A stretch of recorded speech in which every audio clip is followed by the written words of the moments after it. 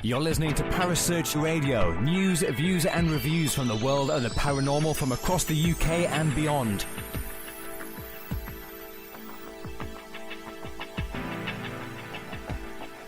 Find us on Facebook, Twitter and the World Wide Web. Parasearch UK Radio.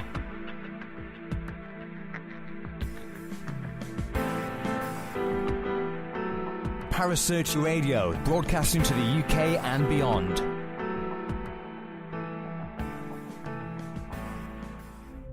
The views and opinions expressed by presenters and guests are their own and do not necessarily reflect the official policy or position of Parasearch Radio or its affiliates and sponsors. Listener discretion is advised.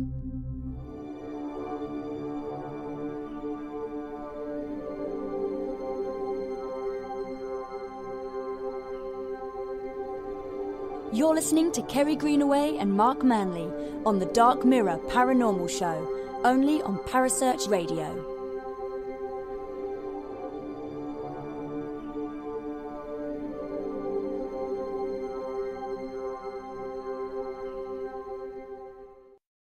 Good evening and welcome to the Dark Mirror Paranormal Show. My name is Kerry Greenaway and as always in the studio tonight I have the lovely Mark Manley. Good evening, Mark. Good evening. I am not Kerry Greenaway. I keep saying Kerry Greenaway loads. It's like I'm the only person on the planet. Yes, I know. It's Kerry Greenaway is with Kerry Greenaway. And another person in the studio tonight is the lovely Kerry Greenaway. Good evening. It's Kaz Rowley. Good evening, Kaz. Good evening. I'm just wondering, do you do that when you go to the toilet? Do you open the door and go, "Good evening, toilet, this is Kerry Greenaway," and sit down fast? I do. Everywhere I announce myself, I walk into work and go, "Good afternoon, everybody, it's Kerry Greenaway." No, look at you go. "Hi, can I serve you? It's Kerry Greenaway." Yeah, it's because the kind of girl I am, because I'm clearly a fame and glory hunter. No, I know, it's hard to believe, isn't it? Anyway, those comments aside, we are talking all about Native American mythology tonight and folklore. We are, and for once, I didn't do the research. Young Kaz did. She's done the research, and I've just done a little bit. Got to one side, that's all. No, she's done an amazing job. And you've paused, and you were like, Yeah, we're on Skype, so we can see each other, and it's all a bit scary at times. Kaz, you did an amazing job. Well done. Yes, I was looking at it, and it's rather cool. I like Native American history. It's I noticed. Quite. I have to say, some of the tribes that you looked into. Oh dear, we're going to upset so many people again tonight, I feel. Oh dear. Ladies and gentlemen, her name is Kerry Greenaway. Yeah, I do apologise in advance for any offence that I may or may not cause with my inappropriate humour. Okay. Well, if it's any help, I've found out about the meaning of totem poles and what they are and stuff like that, and I never knew there were so many legends and myths, and there's thousands of them.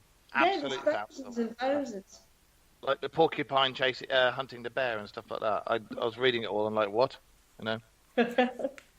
There are some really strange ones. Anyway, so let's have a quick look. Mark, tell us about how the Native Americans got to become Native Americans to start with, because this is sort of, we covered this a little bit in the Giant show, didn't we? Yeah, we did.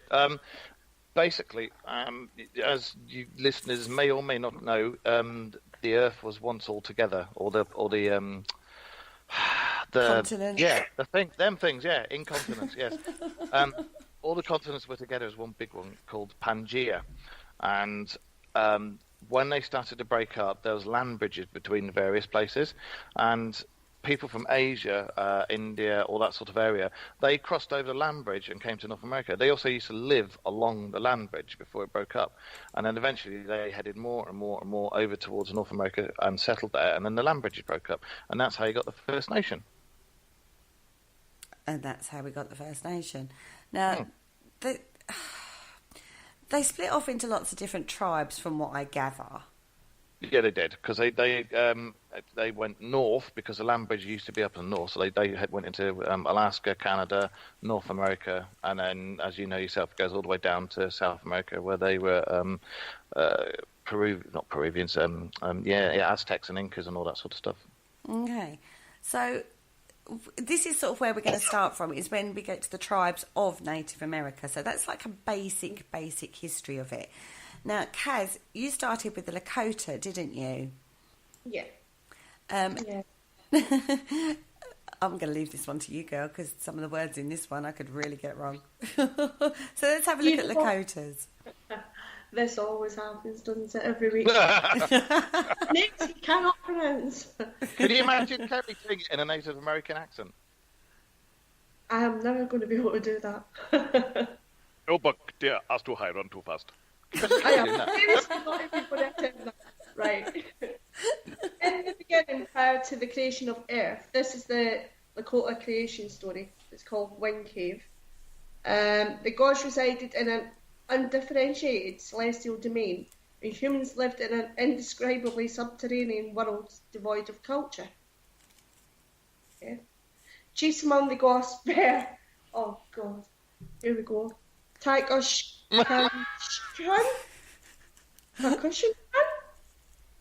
like that, which means something that moves. It means something that moves. We'll call him just something that moves from now on, I feel. That moves. The sun, who's married to the moon, with whom he has one daughter, Whoopi, falling star. Old man and old woman whose daughter It, which means face, is married to Twins, with whom she has 4 sons. Did you say she's married to Prince? I was going to say that's not possible. No, she married Wind. She married Twins. I know somebody who's Face marries Wind, right? Yeah. Sun is married to Moon. They have a daughter called Star. Yeah. So Falling Star. Well, yeah, but we'll shorten it down. Now, old Face and Wind have 4 sons who are called 4. See, it gets complicated. Why can't I just call them proper names? But they may be called the 4 Winds, but they had a daughter as well. Hold on. Let Kaz continue with the story. It was called Kerry Greenaway. Oh, well, of course it was, because I am a 4 Winds. Now you get it. Honestly, you give me such a bad reputation, Mark. Anyway, carry on, Kaz. I'm going to go and sulk in a corner. Among numerous other spirits, the most important is Inktomi, which means spider, the devious trickster. Inktomi conspires with old man and old woman to increase their daughter's status by arranging an affair between the sun and It. Bit dodgy.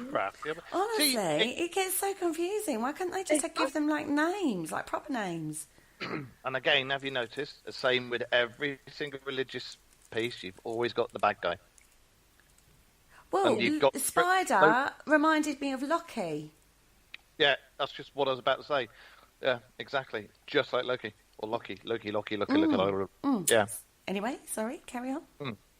The discovery of the affair by the son's wife leads to a number of punishments by something that moves, who gives the moon her own domain. I am not even attempting to do that. Of course, can.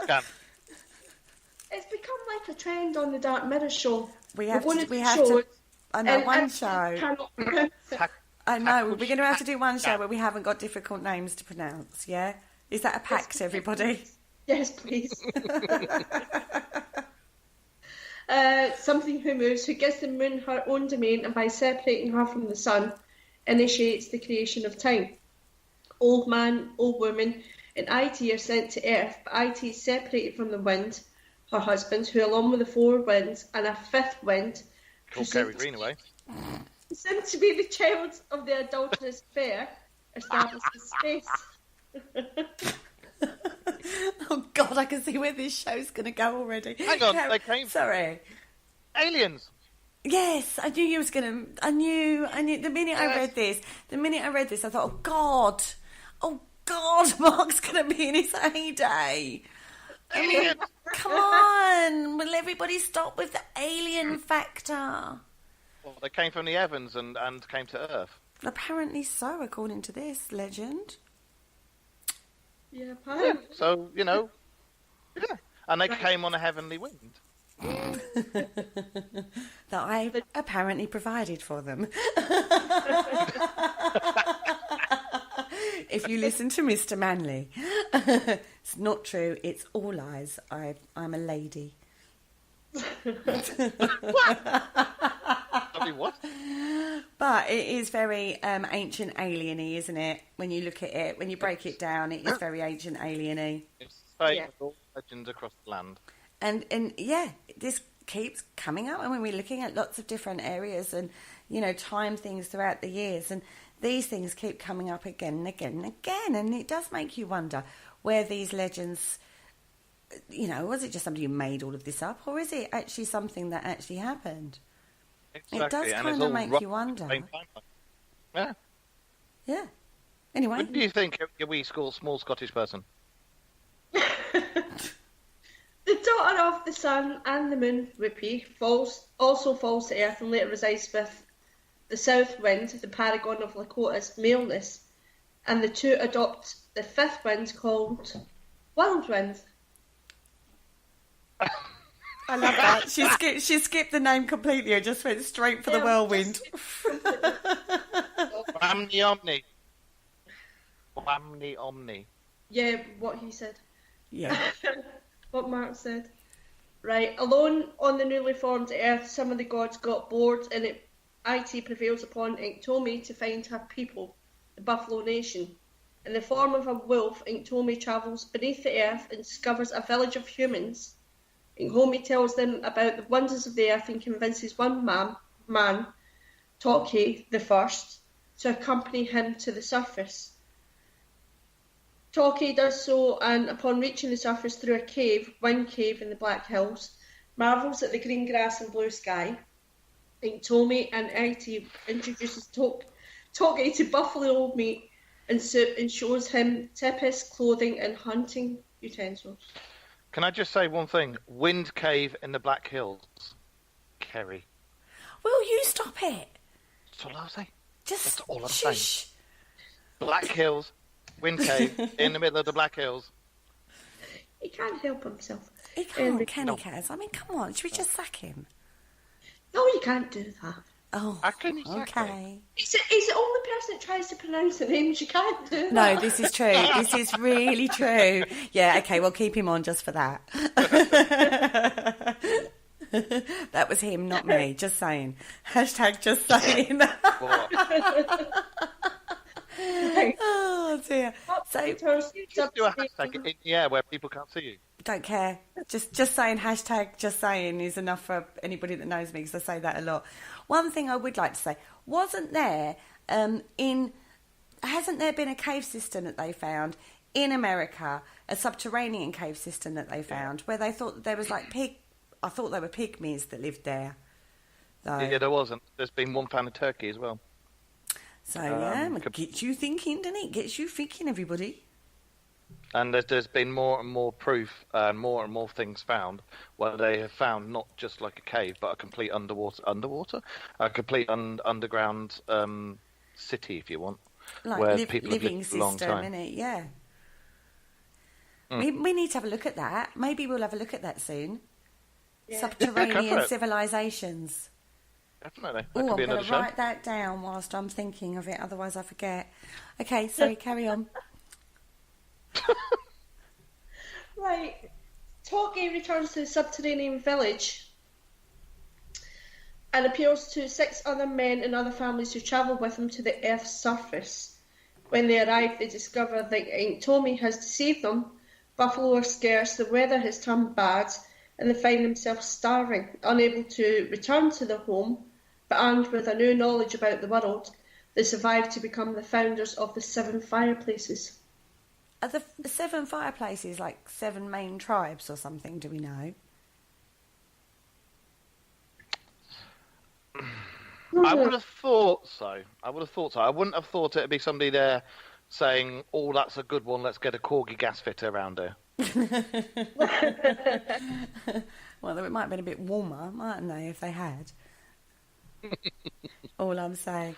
But that concept, I mean, it sounds really way out, and it does sound hard when you start looking at the names, and then it's sun marries moon, and then they have four, then they've got face, and they've got spider, and they've got the four winds. It gets quite confusing a little bit, really, doesn't it? But when you distill it down, it's basically they have a daughter, a fallen star. She comes to Earth, gets with somebody else, has four sons, and it's same as like Adam and Eve.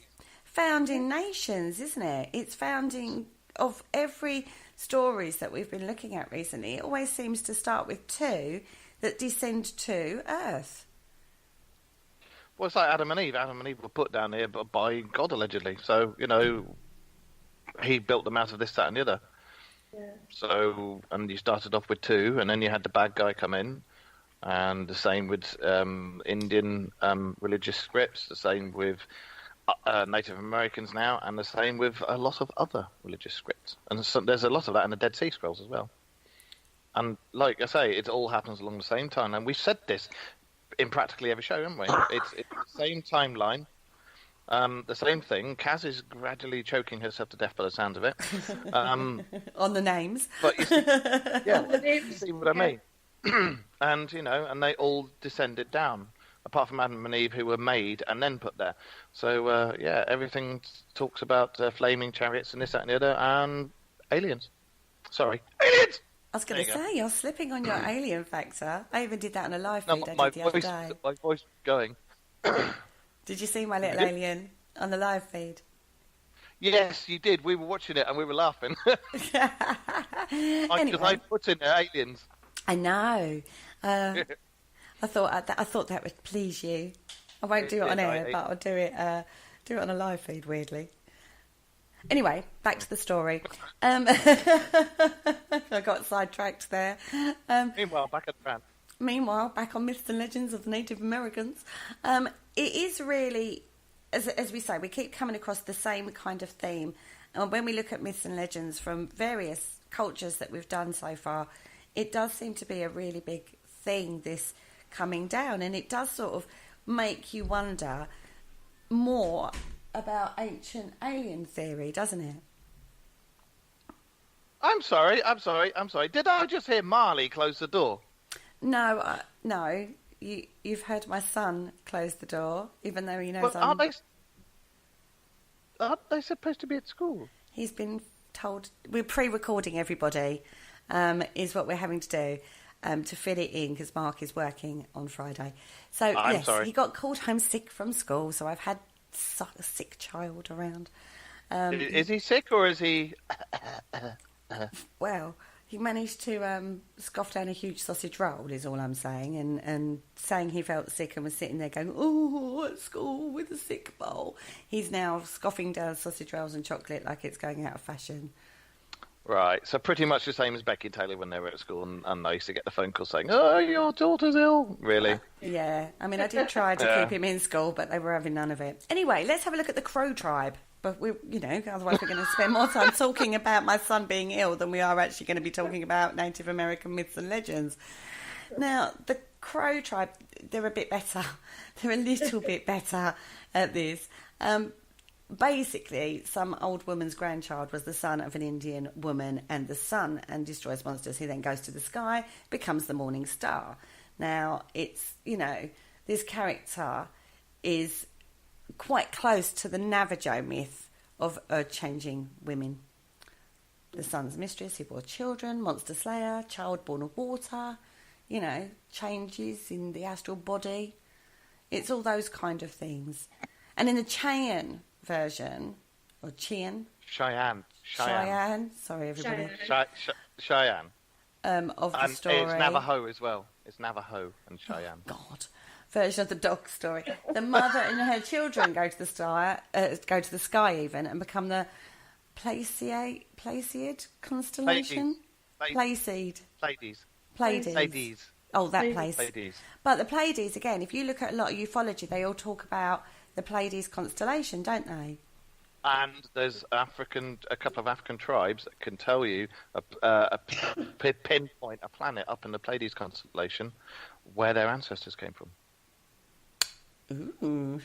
Mm-hmm. See, For my little brain, I am quite closed in regards to the alien ufology world. I don't really like it, really. What do you think, Kaz? I think there's got to be a connection somewhere. I used to be closed-minded until I saw the Eric von Daniken videos, and then I read his book, and then I started reading more and more into it. And like Kaz says, there is a link. There's definitely a connection somewhere. Yeah. Too many religious texts have all got the same thing. I know, but I think if I ever came across an alien or saw something like would you that apologise and wipe it off? No, mate, I would properly scream alien and run in the opposite direction whilst firing pistols from behind me. There would be no, we come in peace, let's talk. You know what I mean? I just know what I would be like. I'd be better in a zombie apocalypse, is all I'm saying.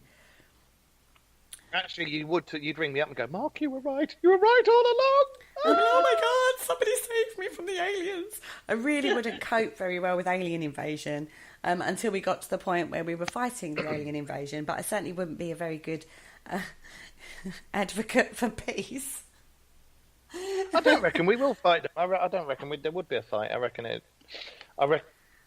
there is something to do with the legends. I strongly feel that there is something to do with the legends. You know.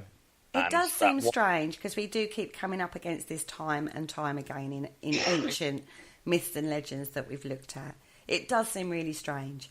But whether or not they're amongst us today and visiting us, I don't think so.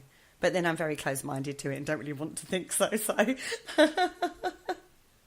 I'm going through a bit of a ufology phase, so... Are you, honey? See? I disagree with you.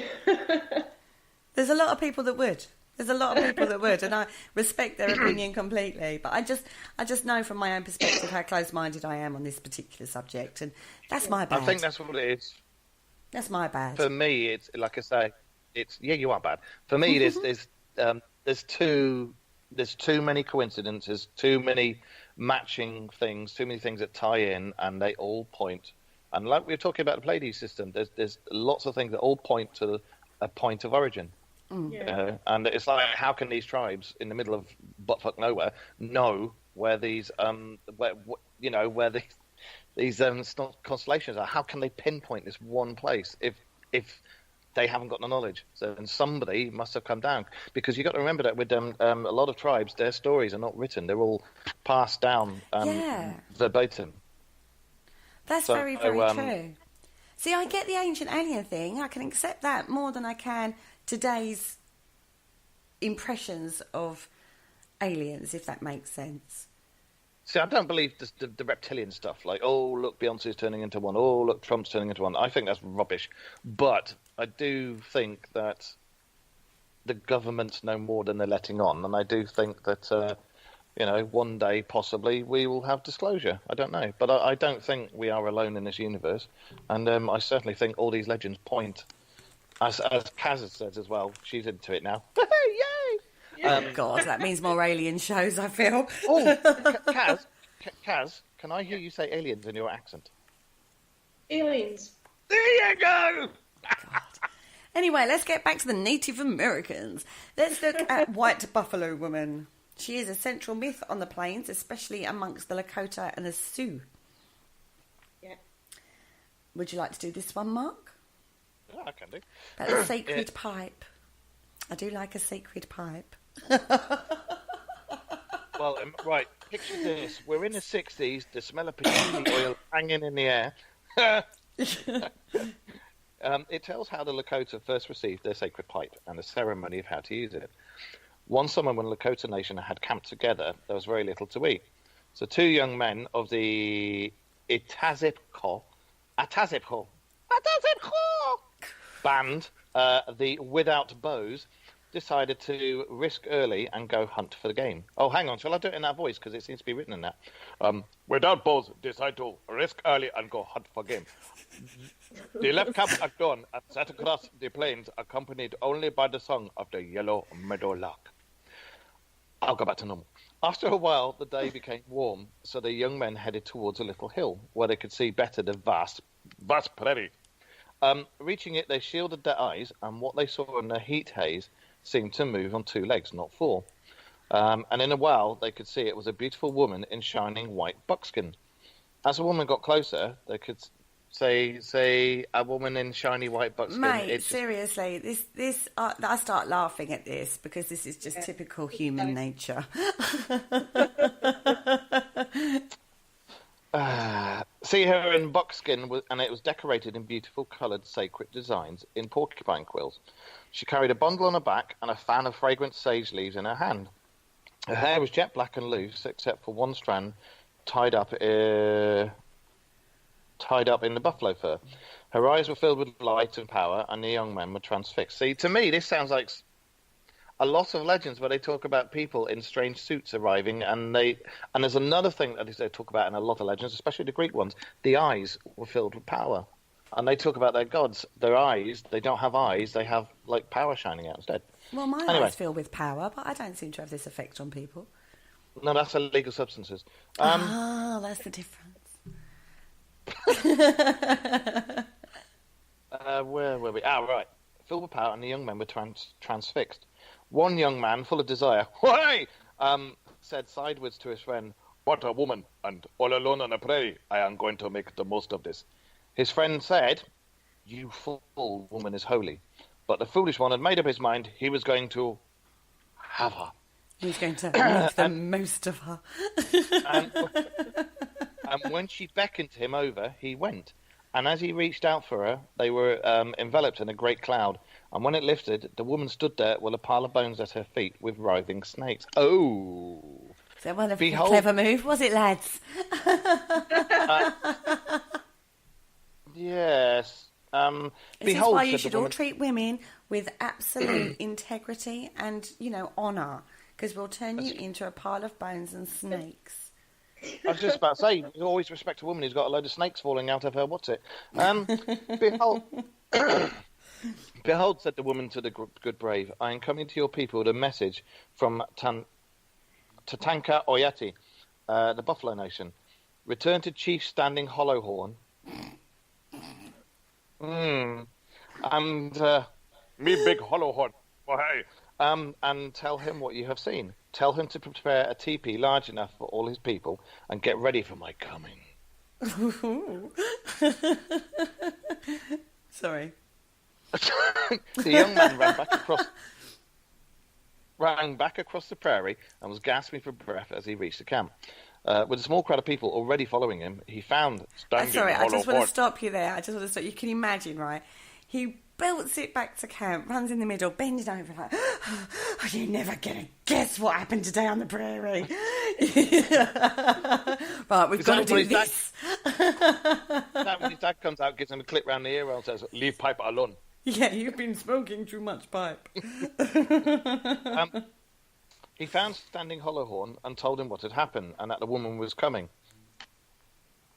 The chief ordered several teepees to be combined into one big one, enough for his band. They played classics and they did the 80s on request. The people waited excitedly for the woman to arrive.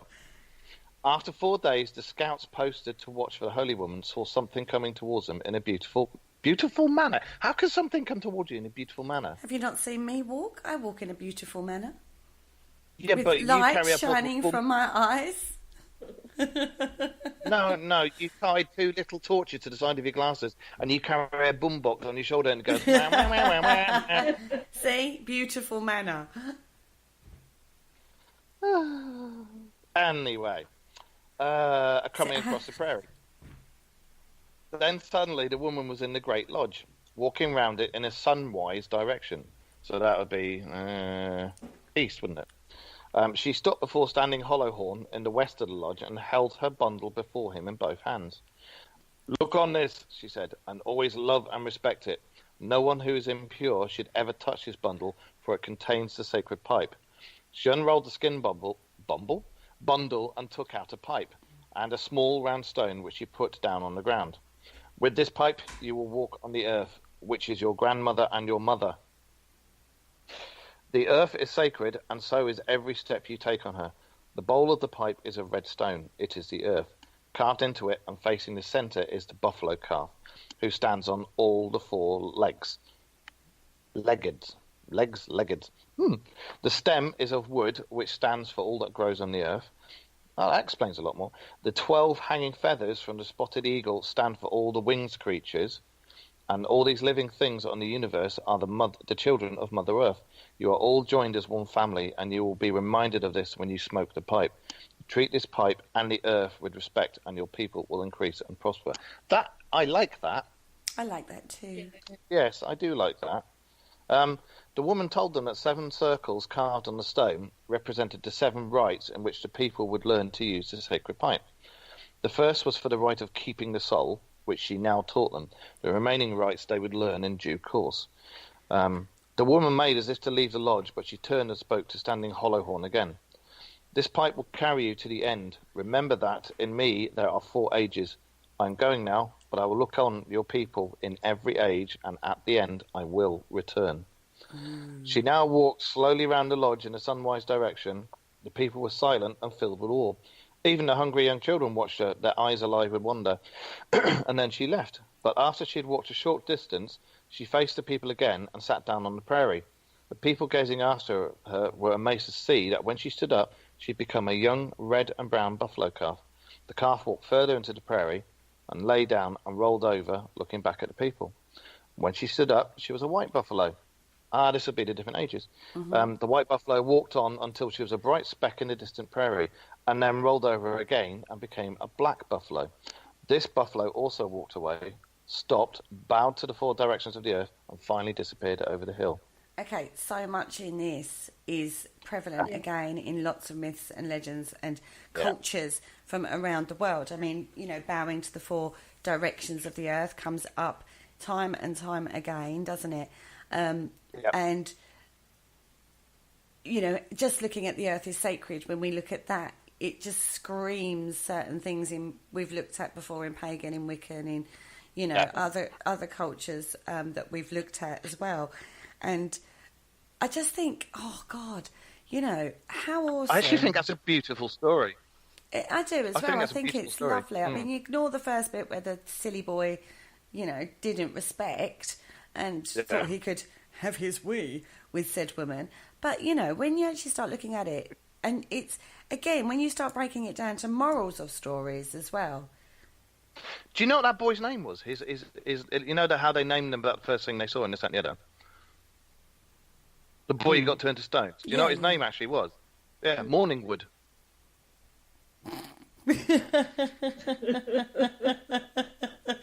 Anyway, but isn't the white buffalo really sacred still to this day amongst Native Americans? If they see a white buffalo, that is like one of a potent omen to them, isn't it? It is, and I mean, Kaz, you know about the white buffalo, don't you? Yeah. All right, you explain it. No, you explain it. God, the white buffalo is it is extremely sacred, and it is was a rite of passage that only certain men of the tribe could go and undertake a hunt. Sometimes you couldn't, sometimes you could, but it was like the tribal son, this, that, and the other. And if you went after the white buffalo, you had to do it in a certain way. Certain rites had to be observed and certain procedures. And if you got a white buffalo, you were like, "Whoa, you big man!" Big man, eh? Sorry. Standing Hollowhorn, Morningwood. Oh dear. I just think it's lovely. I like this story. I don't like the first bit, but when we get into where she visits the... Oh, he's waving at me. Now I was just saying the pipe. I never knew that what all the various bits of the pipe were, and I think that's really... I love that. I do too. And it's still, the pipe of peace. Isn't that what they call it? Yeah. Right, and seeing it's like that's what gets me is that they get so much crap, the Native Americans, and they don't need it because they were there first, and they. Well, not according to the giant legends. If you was a giant, I think you might have a bit of an argument against that. Well, no, they came over from the bridge and made friends with the giants, but and then some of the giants tried. Yeah, yeah. Well, to be fair, some of the giants tried to eat them, but True so that. that would pee me off a bit as well. That's but true that. okay, after they had mercilessly slaughtered the giants, they were the first people. They were there before the Spanish and the Europeans. Oh and God, everything yeah. else. Oh God, yeah. And I love their way of life. When you look into their way of life, it is, you know, not a bad way to live, is it? It's not. I mean, it's very respect the earth and very peaceful orientated, and the way they're treated over there, and they're taken off their land. They're given what they called them. What do they call the land that they live on? Reservations. Yeah, they're given reservations, haven't they? Which And it shouldn't be. It should be, just this is their land. Let them live there. We should be the ones saying, "Can we live there?" But Actually, the problem with that is society, isn't it? And because of the history of people going over there and wanting land and then taking the land, and because we had guns and they only had bows and arrows, Yeah. and you know what I mean? It is. But nowadays, I would like to think, I know we're not, but I would like to think we're more evolved than that as human beings. Unfortunately, in regard to what we've seen recently still going on out there in regard to the water situation, Exactly. it's still going on. Bloody disgusting. It's still going on. It doesn't help when. I was going to say it doesn't help when you've got nylon hair in charge, but Well, we're not getting into the politics of that, but at the end of the day, I just think I would love to think we were more evolved than that, and we could come to some sort of agreement without it turning nasty and people having Exactly. to take some of the measures that have been taken. Anyway, that's politics. We don't do politics on Parasearch. Now, we do aliens. We do aliens. We do paranormal. We do. There you go. You Greenaway just walked straight into that one. I and know. said, I we know. do it. We do everything Soon as other she than got politics, put it that way. We don't get into politics. That's one alien thing far too far for me. I don't do religion and politics. It causes too many arguments and wars and stuff. So. The problem is when we do things like this, we do look at religion I know, but you know what I mean. We don't sit there because we're in sensitive judgment. people. Yeah, we don't sit there and go, "My God is better than your God," this, that, and the other, because that's rubbish. They all came down on a big spaceship and they were smoking a peace pipe. So Well, in this particular show, they were smoking peace pipes after the lovely lady came and did her thing and then turned into a buffalo. Anyway, let's have a look at... this next one, Kerry, you need to read this next one out. Well, you really want my take on this one? I do. I think you should be reading this one out. Okay. So, this is a story of... oh, God, this is a typical story of when a man should listen to a woman. Just saying. Hashtag just saying. One evening after setting up camp on a large lake, the young mother went out to net some beaver, carrying her baby upon her back. She's off out doing all the work, you notice. She had a toboggan full of beaver meat and she started to go back to camp. And as she was walking through the darkening evening, she heard the thump, thump, thump of mighty footsteps coming from somewhere behind her. Now, she stopped. She knew she was being followed by something really large. And she was thinking, God, I'm dragging all this bloody meat behind me. Was it beaver meat? It's beaver meat. I thought it might have been. It's after the meat and wants that. So Why would it be after the meat? Well, Did it smell her beaver? This is why I'm doing this one and not you, Mark, okay? So she bends over to pick something up off of the pathway and she looks past her legs. So she's sort of bending over looking between her legs. Trying to have a look at her beaver. And then what she sees is a tall, barrow-shaped, long-haired creature with huge tusks and a very long trunk. So basically, they called it a Tyx, and it was a mammoth. So she throws the meat into the snow and she runs back to the camp. And, you know, things aren't good. The baby's crying. She's got no meat. She gets to the camp and she's a bit upset, as you can imagine. Now, she tells her husband about this terrible mammoth that has stalked her and nicked all the meat. And he says, "Oh, don't be so stupid. You were dreaming." Like she had time for sleeping, you know. Hey, you silly woman. Now, he says, but everybody knew or everybody knows that the mammoth had all died away. So he, took the mickey out of her a little bit and accused her of giving the meat away to some handsome Did sweetheart. you give your beaver to a young buck? Did you give your beaver away to a sweetheart? Now, obviously, she got a bit annoyed about this, and she denied it, and she just thought that he thought that she'd just lost the meat and got a bit freaked out and was being a stupid woman, basically. So she was a bit annoyed.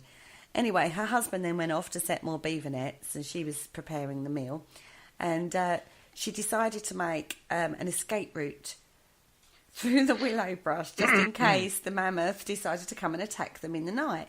So she goes to sleep, and she goes to sleep dressed with her moccasins on and still holding the baby. Basically, mate, that's you ain't getting none tonight because I've got the baby, all right? Yeah. You ain't having that beaver. Ain't no way, you know how. And he then says, are you expecting the mammoth to attack her? And she says, yes, I am. So basically he's like, oh, God, fine, I'm just going to go to sleep then. So anyway, she then, dozes around, dozes off herself. I'm sorry, can you imagine that bedtime? Can you imagine that bedtime conversation? You're going to go to bed fully dressed with the baby, yeah? So any chance of it? No. Why? Because there's going to be a mammoth coming. Oh, you silly woman. Any chance of a bit of... No. Why? No. Why? Okay, me, you stand. Me go sleep. Me have wank. Yes. Exactly. No, Mark. Naughty. Anyway. Oh, yes, you know exactly what I'm talking about. Anyway, she was proved right because this mammoth comes at them in the middle of the night. She runs off, leaves her husband to it, basically, and he gets killed. But she keeps running. Now, she comes across a camp full of people that were living on the shores of an island. Now, she tells them about this mammoth that had killed her husband. Now, the warriors of this camp take action. They actually listened to her, amazingly, and made holes around the edge of the village. So, in the ice. So, basically, if a big fat mammoth came along, it would fall down and drown, basically. Anyway, this mammoth does just that. Does fall into the water, but keeps coming, basically, and is just pushing the ice aside, and everyone's like, oh my God, what the hell? It's a mammoth. Anyway, the woman manages to tell some of them to run away, but some of them don't. Right? Some of them are paralysed with fear, is the expression. Now, there is a boy in the village. Now, he is a bit odd, this child, to say the least. He kind of is a bit weird. He wears a bladder of a moose over his head. I'm sorry, Jay Lynch. That's all I've got to say. Jay Lynch, it's your ancestors here. He was one of those kids that kind of was accepted but not really interacted with in the group. But his grandmother, bless her, she loved her grandson mightily. She knew he was a mighty shaman with magic trousers and magic arrows that could kill any living beast. It is Jay Lynch and myself. It's the magic trousers Balloons that on got head, me. magic trousers. Yeah. Honestly, it was the magic trousers that got me about this story. I started giggling at this point. Anyway, he sees this mammoth and says, "Grandmother, go get me my magic trousers and my magic arrows," which she does. And then whilst doing this and getting dressed and stuff, he shakes his head a lot until the moose hat thing that was covering his head bursts open. And his long hair falls to his waist. He then takes his magic bow and arrows and he's, gets to the forefront of all the scared people and then starts, firing arrows at this scary mammoth, basically. Kills it, and then everyone returns to the camp and everyone's happy, and now he becomes their chief. How amazing is that? See, I told you, Jay Lynch. From weirdo to brave warrior in one fell night. And from this day, the people have always had chiefs to lead them, and no mammoths have ever troubled them again. Well, they won't do because they take one look at a guy wearing a bladder on their head, and they're just like, no, he Yeah, I think his dried frog pills have worn off. He's coming towards us. He's waving his bladder at us. No, let's just turn around and bugger off and pretend that we're extinct, okay? I mean, that bit of the story is a little weird, but who knows? He may have been an almighty shaman and a really good shot. And if he's sort of like a bit shunned, he could have been out all day. Oh God, I remember reading a story. Wasn't it called Stig of the Dump? Where he was great with yes. he was shunned, Yes. wasn't he? And he was great with a slingshot. That's right, yeah. Stick a dump. I know so many people that I call that. It's become like one of those things, isn't it? It's stick. It is. For you American guys listening, stick a dump over here. If you turn around and say somebody stick a dump, it basically means that they're dirty and smelly and thoroughly reprehensible people. And yes, I know one in particular called Stick a dump. And wear moose bladders on their head. See, that would explain the smell, yeah. So anyway, that's what that reminded me of. But I like that story too, because it just shows that a weirdo can become a bit of, could be a brief warrior who becomes a chief. Look at us. I mean, we're all a bunch of weirdos, and we're doing a radio show, So we've come down from being a bunch of weirdos to being a bunch of weirdos who tell other people how weird we are.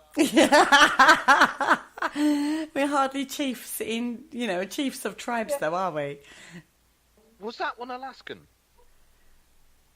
Pardon? That last story, was that like high up north? Was it like Alaskan or? Yeah, it was it sounded very much like it, didn't higher northern. We couldn't actually pinpoint the exact so like tribe where I in am. that one. So that was the legend of Yorkshire. Wow, if you want to go that far, but we're not in this country. Hey, so... that bloody mammoth's coming again. Let's dig all in ice. I think I've just drawn pen all over my chest. That's nice. Why are you doing that? What you can't see, ladies and gentlemen, we can see each other on the camera, and I can see Carrie right now drawing the Jolly Roger on her chest. I was just scratching my chest thinking it was the other end of the pen, and it wasn't. It was the pen side. I'm going to have a great big red mark where I have to get that off later. Anyway, Kaz, tell us about the Guardian of Yosemite. Yosemite. Yosemite. That's what makes more sense. Yosemite. Oh, didn't that bear come from Yosemite? Which bear? With Bobo. Yogi Yogi Bear, wasn't he Yosemite? He came from Jellystone Park. Is that in Yosemite? It's meant to be Yellowstone Park, which is that way. It's that way. If I looked on a And map, it's probably like 3 million miles between them. Sure, he come from Yosemite. Anyway, Kaz. Let me have a look. You carry on. Go on, he's going to Google that. And Kaz, you tell me about the Guardian of Yosemite. Okay, for many nights and many days, the guardian spirit of Tessayak watched over the beautiful valley of Yosemite. Often the gentle spirit would drift invisibly among the good folk of the valley, and it was during one of these visits she noticed a tall, proud man named Tukukanala. Ooh, Tukukanala. Well done. High five.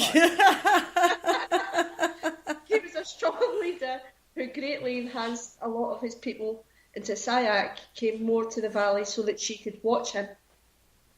She was stalking him. She was. This is the first case of stalking that we've come across. One day, Tutukanala was hunting near the place where Tessayak had laid down to rest. When she realised the proud leader was close by, the shy spirit peered out at him from among the trees. See the beautiful woman with her golden hair and ethereal appearance? Tutukanala fell in love. So it worked out for her, so it's all good.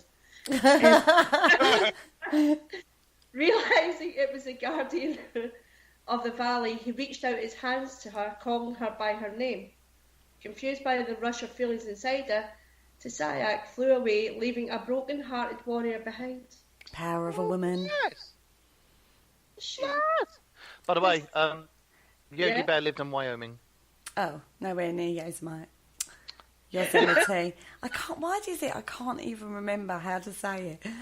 Alapaca Mountains, Yosemite. The Alapaca Mountains, Yosemite.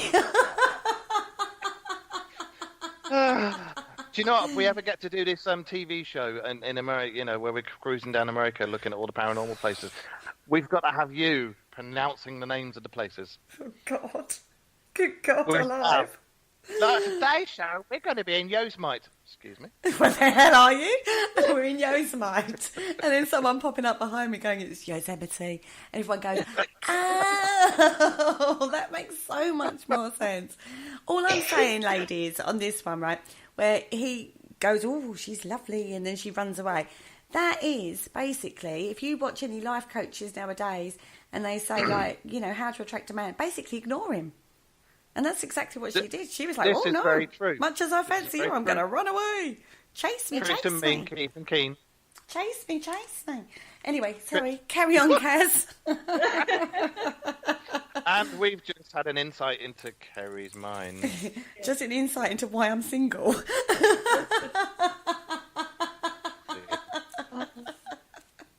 Carry on, Kaz. Sorry, got off track again. May I? Right. No, Tita Kaz is Canella going to continue. Spent many days searching for Tisayak. Finally, he left the valley and his people in despair. Without his wise guidance, the valley fell into ruin and most of the good folk left to find a new home. See, left rack and ruin behind her, just by running away from him. Yep. When Tisayak returned again to her valley, she was horrified to find it barren and her people gone. When she learned that Tutakanala had forgotten his people and had left them to fend for themselves without the benefit of his great wisdom, and had spent many days and nights searching and longing for her, she cried out in despair, "Ah!"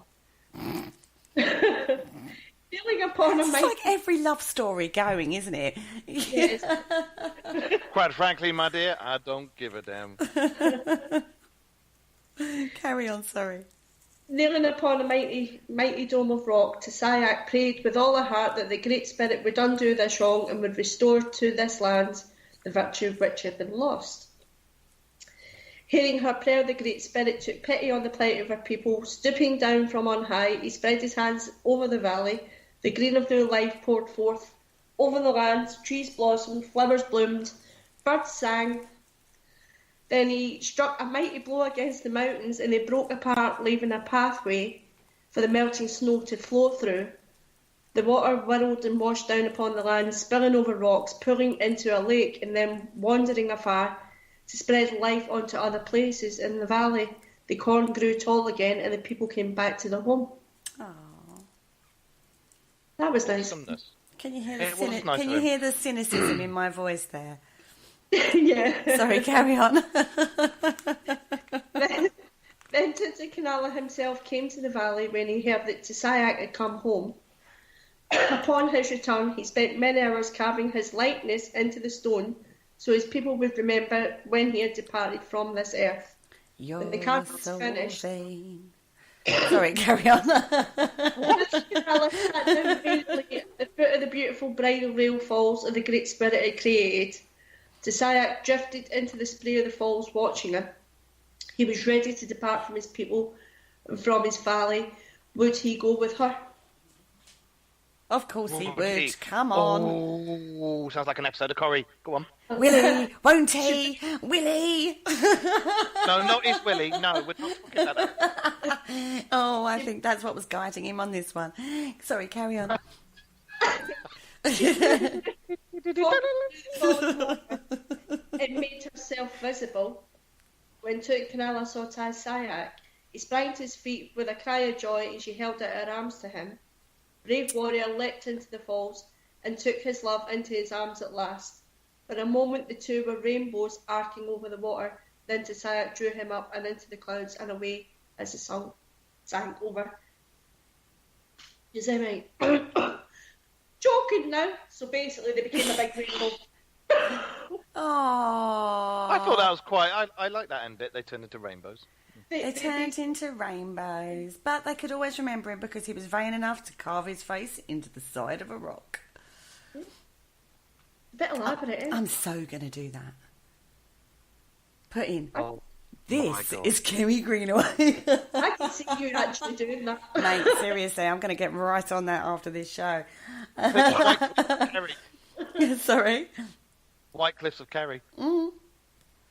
You can slowly see, eroding in fact, away. you could go to Ireland, carve your face into it. The whole of Ireland.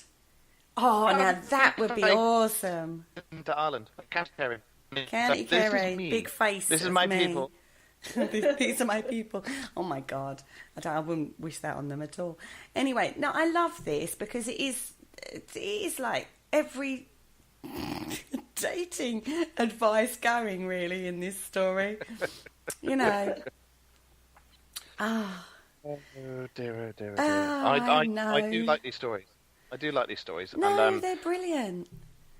you can, when you actually listen to the stories, you can hear them going across the land, can't you? Because we started up in the cold north, Yeah. and now we're gradually coming down and getting into the warmer climes. We are. But love saved the day. Excuse me while I throw up in a bucket. But yeah, the old cynical old me. No, I do. I like that story. We like that story. Yeah. We do. Men, pay attention. You should be like this great warrior who fell in love with his woman and that was it.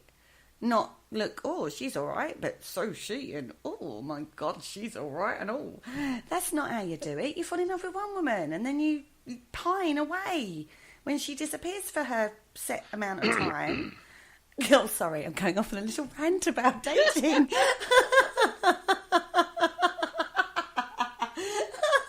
Well, that's better than some of the things you come out with. I'm just, trying to help the masses. And then when she comes Ladies back... and gentlemen, Terry's next programme will be sexual health with Dr. Ruth. Yeah. Yeah, that's a whole different story. This is like proper love. You know, that emotional thing you don't do. Excuse me? We're not all like that. Oh, I know, this is true. Anyway, let's talk about herons and hummingbirds. Who wants to talk about the heron and the hummingbird? Herons and hummingbirds. Go on, you do it, because you love a hummingbird. Yeah, herons and hummingbirds.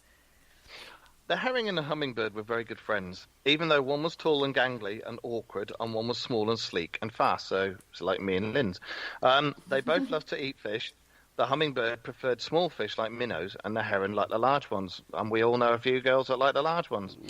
Yes, we do. Kerry. Oh, God. One day, you like a large fish. Oh, We shush. talked about a woman throwing a beaver at people earlier. Wow, this is true. And then I gave dating advice. What can I get out of this story? I dread to think. One day, Hummingbird said to his friend, "I'm not sure there are enough fish in the world for both of our kind to eat. Why don't we have a race to see which of us should own the fish?" And Heron thought this was a very good idea. So they decided that they would race for 4 days, and the finish line was an old dead tree next to a faraway river. Whichever of them sat on top of the tree first on the 4th day of the race would own all the fish in the world. So they started out the next morning. The hummingbird zipped along, flying around and around the heron, who was moving steadily forward, flapping his giant wings, like the lady with her beaver.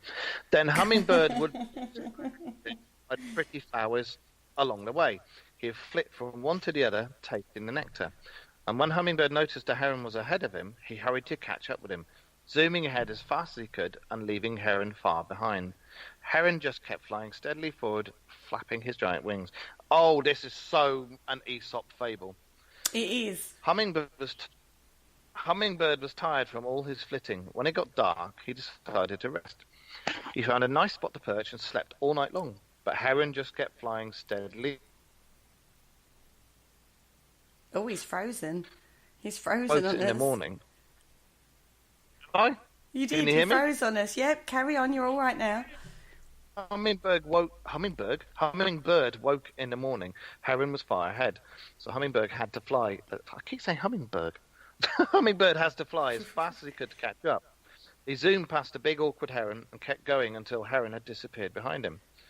Then Hummingbird noticed some pretty flowers nearby. He zipped over to them and tasted their nectar.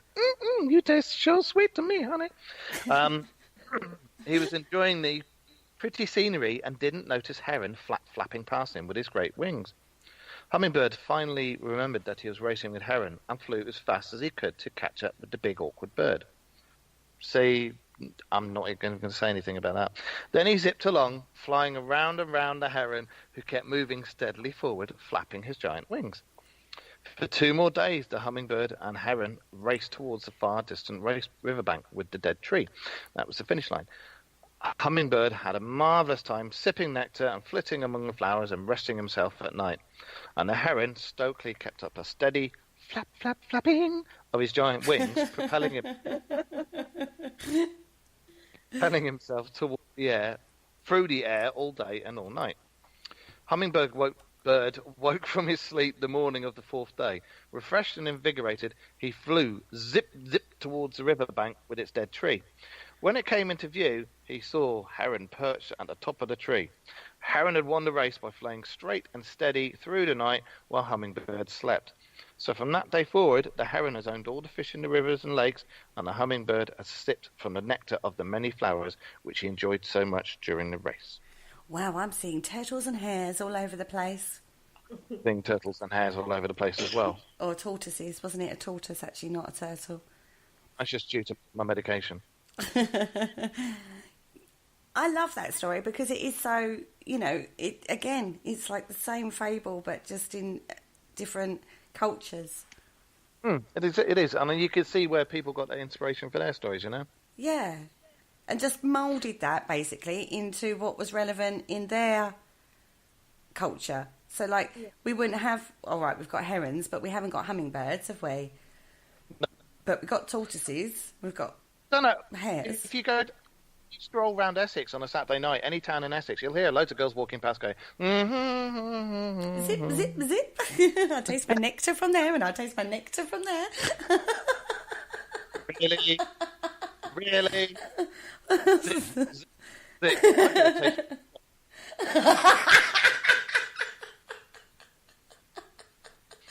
Sorry, ladies of Essex. Not quite what I meant, but Mark twisted that into something really obscene. I don't. No idea what you're talking about. Oh, Kaz, help. I won't put my foot in my mouth anymore. Oh, it's not like, you've just done it again, haven't you? Put your foot in your mouth. Ladies and gentlemen, please ignore Kerry. She's having a mental breakdown. She's just suddenly realised she had more things than a foot in her mouth. Oh my God, that sounded really bad. I was actually thinking from bar to bar, drinking vodka or something similar to that, more than what Mark was thinking, which was something completely different.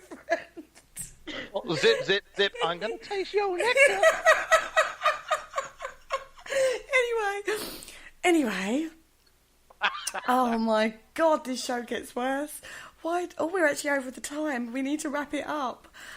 On that note, I need to zip, zip, zip.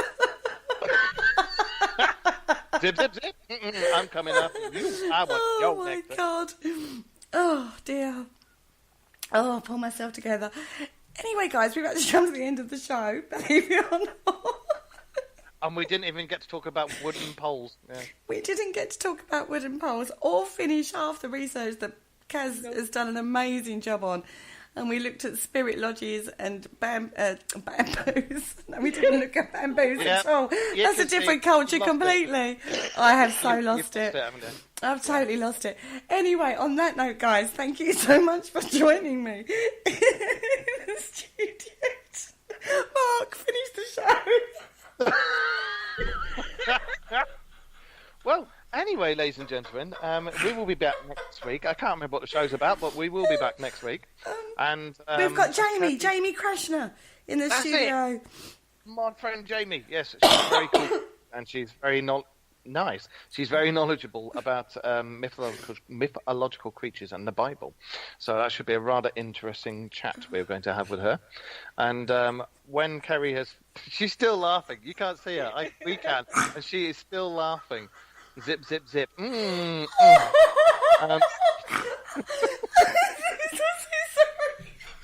You can find our shows on YouTube. Just type in the Dark Mirror Radio Show and you'll find them on there. You can find us on Facebook, and we are the Parasearch Radio Show. Radio. Parasearch Radio. We're Parasearch Radio, yeah. And I'm sorry, I keep looking at Kerry and she's crying. She's crying with laughter. She has completely lost it. Kaz, say goodbye. Bye. You did brilliant research. Well done. Bye-bye, Kerry. Bye-bye, everybody. Bye-bye. Thank you for listening. Don't forget to join us for more shows throughout the week. Find us on Facebook, Twitter, and the World Wide Web to keep up to date with all the shows right here on Parasearch Radio.